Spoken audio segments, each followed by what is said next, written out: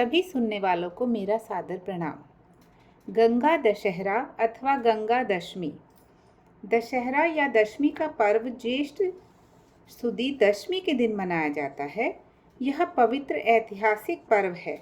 इस दिन पाप नाशिनी जानवी गंगा जी राजा भगीरथ के द्वारा स्वर्ग से उतारकर पृथ्वी पर लाई गई थी। इस दिन प्रातःकाल स्नान कर गंगा जी में दूध बताशे चढ़ाने चाहिए। इस दिन गंगा जी को चावल, पुष्प, नवीन वस्त्र, कुमकुम, नैवेद्य, फल, मिष्ठान, नारियल इत्यादि गंगा जी को चढ़ाना चाहिए। एक घृत का दीपक जलाकर गंगा जी में प्रवाहित करना चाहिए।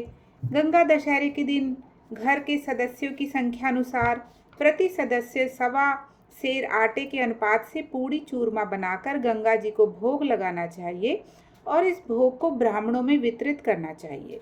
गंगा जी की मिट्टी की प्रतिमा बनाकर उसे धूप दीप अर्पित कर घी के दीपक से प्रतिमा की आरती उतारना चाहिए।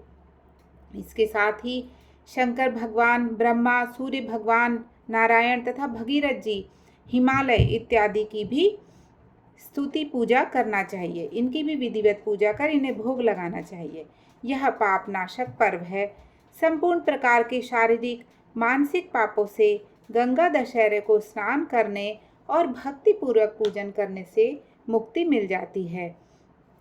पर स्त्री गमन, पर धन हरण, हिंसा इत्यादि शारीरिक पापों एवं कटु वचन, असत्य वचन, निंदा, विश्वासघात, दूसरे का अहित चिंतन, हत्या का विचार करना इत्यादि मानसिक पापों से मुक्ति मिल जाती है।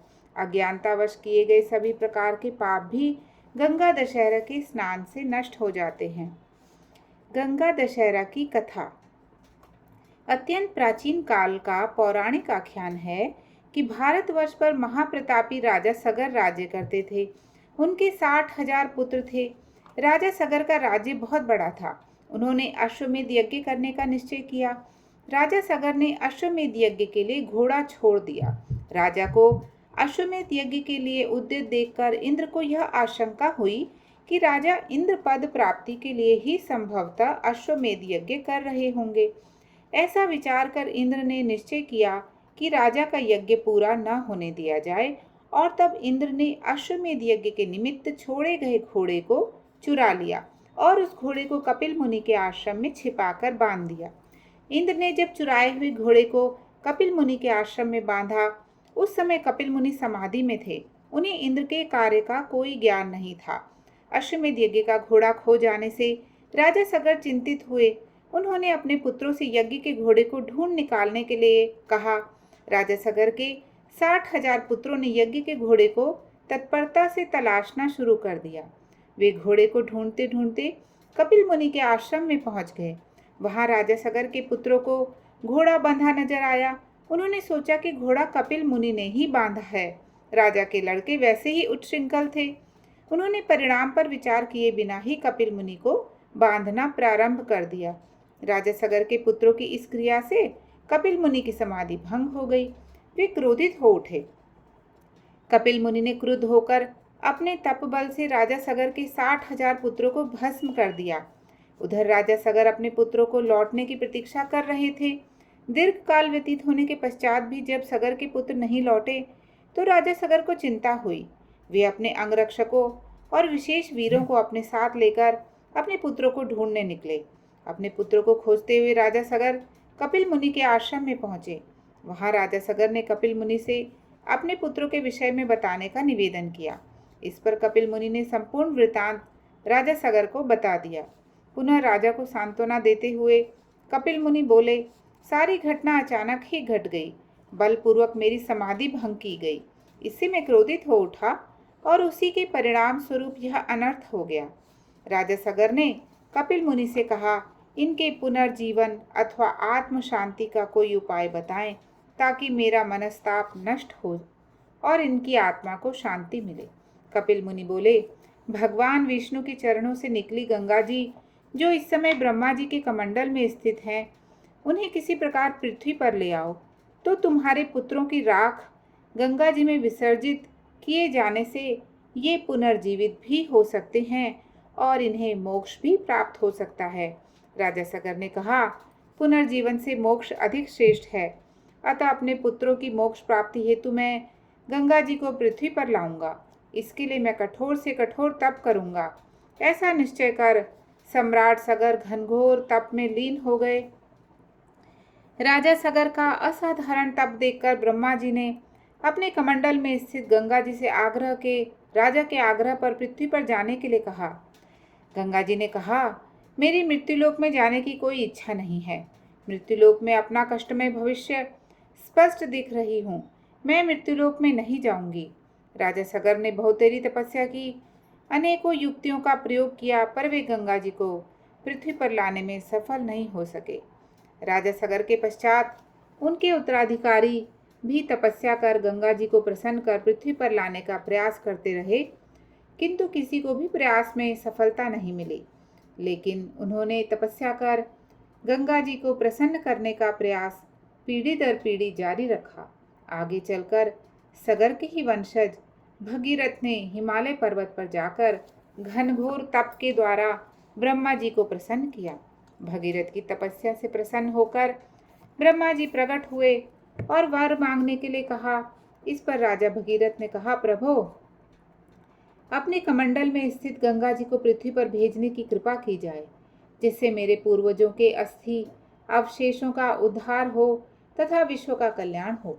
ब्रह्मा जी बोले, राजन, तुम्हारे आग्रह पर मैं गंगा जी को पृथ्वी पर भेजने के लिए प्रस्तुत हूँ, किंतु समस्या यह है कि गंगा जी को कौन संभालेगा। राजा भगीरथ ने कहा, इस समस्या का निराकरण भी आप ही करें।